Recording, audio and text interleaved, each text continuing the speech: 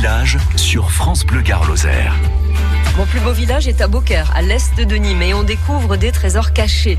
Notre guide, c'est Véronique Martin, médiatrice culturelle à la communauté de communes Beaucaire Terre d'Argence, assermentée guide conférencière par la préfecture. Alors nous sommes dans ce bel édifice qui est l'hôtel de ville. L'hôtel de ville est un bâtiment qui a été terminé en 1683 et c'est une volonté royale, on peut dire, la construction de cet édifice. Non pas que Beaucaire n'avait pas de maison commune au préalable, mais c'était un bâtiment qui était vétuste et qui nécessitait de nombreux travaux. Sauf qu'à cette période-là, on est à la fin du XVIIe siècle, Beaucaire connaît une période de prospérité économique grâce à la grande foire de la Sainte-Marie-Madeleine. Donc foire qui existe depuis le XVe siècle, mais qui prend des proportions internationales, européennes et un peu plus, puisque les gens venus des pays bordant la Méditerranée se retrouvent à Beaucaire à partir du 21 juillet, et ce pour environ 10 jours. À la fin du XVIIe siècle, le roi de France décide à injecter de l'argent pour reconstruire la maison commune de Beaucaire,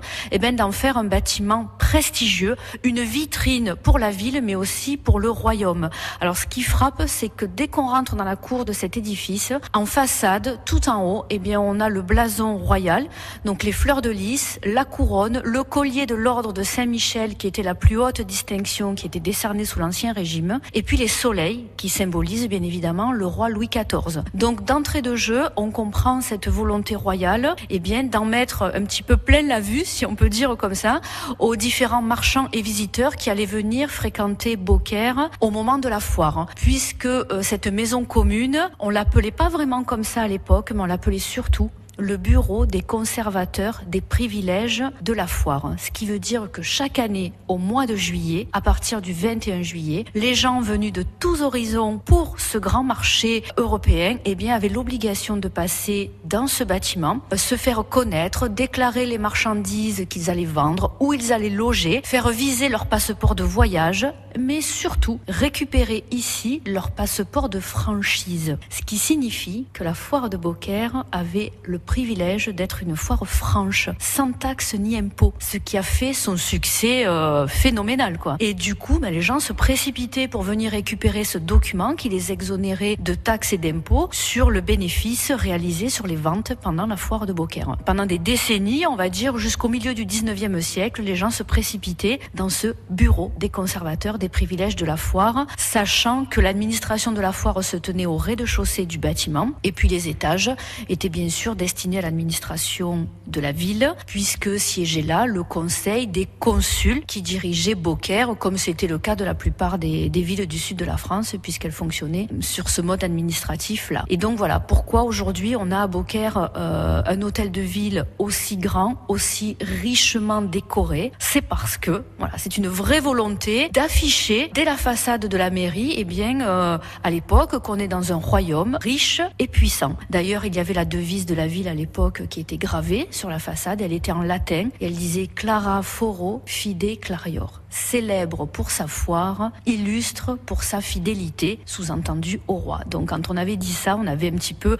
résumé l'état d'esprit de Beaucaire avec sa foire et son attachement au roi. D'ailleurs, ce qui est marquant encore aujourd'hui, c'est que malgré le passage de la Révolution française, la destruction de tous les symboles de la royauté, on se trouve encore à Beaucaire avec la présence du blason royal intact. Alors qu'est-ce qui s'est passé à cette époque-là ? Les Beaucairois, pas fous, j'allais dire, des privilèges dont ils jouissaient. Cette foire, c'était quand même grâce à l'autorisation d'un roi. C'était Louis XI qui avait autorisé la tenue de la foire à Beaucaire. Et franche, ils n'avaient pas forcément envie de détruire le symbole de cette foire qui les faisait vivre toute l'année. Et donc, lors de l'abolition des privilèges, la nuit du 4 août 1789, Beaucaire a perdu la franchise, mais n'a pas perdu le droit de faire la foire. Et les révolutionnaires de l'époque, ont fait fabriquer un énorme bouclier métallique peint aux couleurs de Beaucaire, donc écartelé d'or et de gueules, rouge et jaune. Et ce bouclier a été plaqué contre le blason royal qui est sculpté sur la façade de l'hôtel de ville, masquant ainsi le symbole du pouvoir absolu. La seule chose qui a disparu, c'est la devise de la ville. Célèbre pour sa foire, c'était pas grave,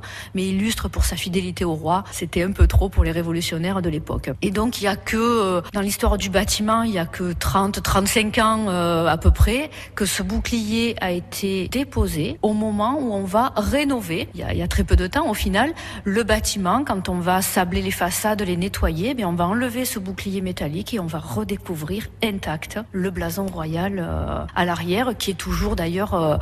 alors, c'est le blason royal, aujourd'hui ça n'a plus de valeur royale, mais c'est toujours l'emblème de la ville avec les couleurs jaune et rouge. Nos yeux se régalent et nos pas nous guident vers les splendides hôtels particuliers de Beaucaire. C'est ici que nous irons découvrir une vieille recette locale remise au goût du jour, juste pour nous, le bœuf de Beaucaire cuit avec des anchois revisité en Nem et la bière artisanale route de Comps. Les contacts sont sur francebleu.fr. Mon plus beau village est à Beaucaire, 25 km à l'est de Nîmes. La richesse de Beaucaire, ce sont les magnifiques hôtels particuliers. Véronique Martin est médiatrice culturelle à la communauté de communes Beaucaire Terre d'Argence, assermentée guide conférencière par la préfecture. Alors Véronique, il y en a beaucoup de ces belles demeures à Beaucaire. Oui, il y en a quelques-uns qui sont fameux et très beaux. Dans la plupart des rues principales où s'exerçait le commerce de la foire de Beaucaire, on trouve les plus belles façades et les plus grands hôtels particuliers, parce qu'effectivement, pour la noblesse, il était important de paraître et de participer à cette foire de Beaucaire qui voyait passer des gens venus de toute l'Europe, mais pas simplement des marchands ou des simples acheteurs ou visiteurs, mais c'était aussi un rendez-vous de gens instruits, de gens éclairés qui venaient à la foire de Beaucaire, d'une partie de la noblesse européenne qui venait rencontrer leurs homologues dans notre petite province, comme on disait à l'époque. Donc il n'était pas rare que dans ces hôtels particuliers, on y tienne salon, discussion, et on y trouvait même parfois dans certaines de fameux cabinets de curiosité. Dans une des rues de Beaucaire, il y a l'ancien hôtel particulier du chevalier de Courtois, qui avait un très grand cabinet de curiosité, de réputation européenne, puisqu'il recevait régulièrement par correspondance des objets, des documents de ses homologues de tout le royaume et de toute l'Europe, et il était régulièrement visité, même après son décès. Le frère du chevalier de Courtois a ouvert la collection aux fameux rédacteurs de l'encyclopédie, Diderot et d'Alembert. Donc Beaucaire voyait passer quand même dans ses murs et dans ses maisons des personnages importants. Alors on peut citer l'hôtel de Courtois, l'hôtel de Cloisonnette, l'hôtel de Margalier, l'hôtel de Roi de Saint-Michel, et pour la plupart ont conservé leurs très belles façades et qui permettent de se rendre compte de cet état de richesse de Beaucaire et de son influence, en tout cas sur le côté économique, pendant les 17e, 18e et première moitié du 19e siècle. Alors certains, on ouvre les cours à la visite guidée lorsqu'on reçoit du public, et c'est toujours un émerveillement parce que les escaliers majestueux sont intacts, les sculptures autour des fenêtres qui encadrent les portes d'entrée, etc. Tout est resté en l'état et même entretenu et restauré. Et ce qui est aussi typique de Beaucaire, c'est que ces hôtels particuliers comportent au rez-de-chaussée de grandes baies ouverte à l'origine directement sur la rue et qui était autant d'emplacements loués aux marchands de la foire. C'est un hôtel particulier qui aligne 40 mètres de façade, peut comporter 5 ou 6 ouvertures. Ça correspondait à 5 ou 6 magasins loués au moment de la foire. Alors on sait bien que la noblesse vit de ses rentes, a beaucoup de loisirs, etc. Mais à Beaucaire, on continue à engranger de l'argent en louant une partie de sa maison. Et si on ne reste pas à sa maison au moment de la foire, ces hôtels particuliers pouvaient être loués de la cave au grenier. Le moindre mètre carré était négocié et négociable pour y loger du monde pendant la foire. Pour avoir une idée, Beaucaire, c'est 8000 habitants en moyenne sur le 18e siècle. Au moment de la foire, c'est entre 60 et 100 000 personnes qui pouvaient passer à Beaucaire. Donc on sort pas des remparts de la ville et on trouve des logements à l'intérieur. Donc même dans les hôtels particuliers les plus beaux et les plus riches, on va loger de la cave au grenier. Et aujourd'hui, ces hôtels particuliers sont habités ou pas ? Alors pour la plupart, ils sont habités, effectivement. Pour la plupart, ils ont été réhabilités.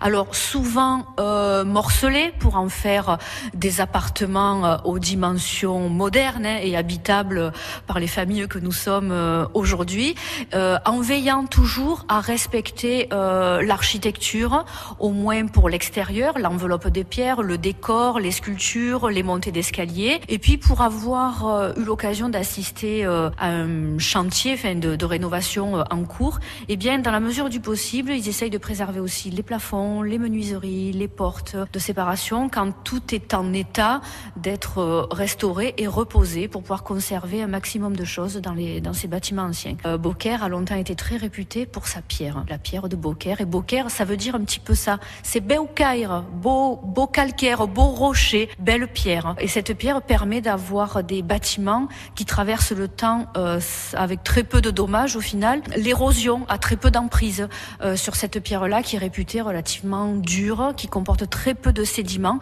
et qui s'effrite difficilement. Donc la structure de la plupart de ces bâtiments est en très bon état. Prenez rendez-vous avec Véronique Martin, médiatrice culturelle à la communauté de communes Beaucaire Terre d'Argence, et elle vous guidera dans les rues de Beaucaire. Et vous irez peut-être boire un verre au port fluvial en centre-ville. Beaucaire se raconte sur France Bleu Gard-Lozère et sur notre page Facebook. Avec France Bleu Gard-Lozère, partez à la découverte de nos plus beaux villages du Gard et de la Lozère.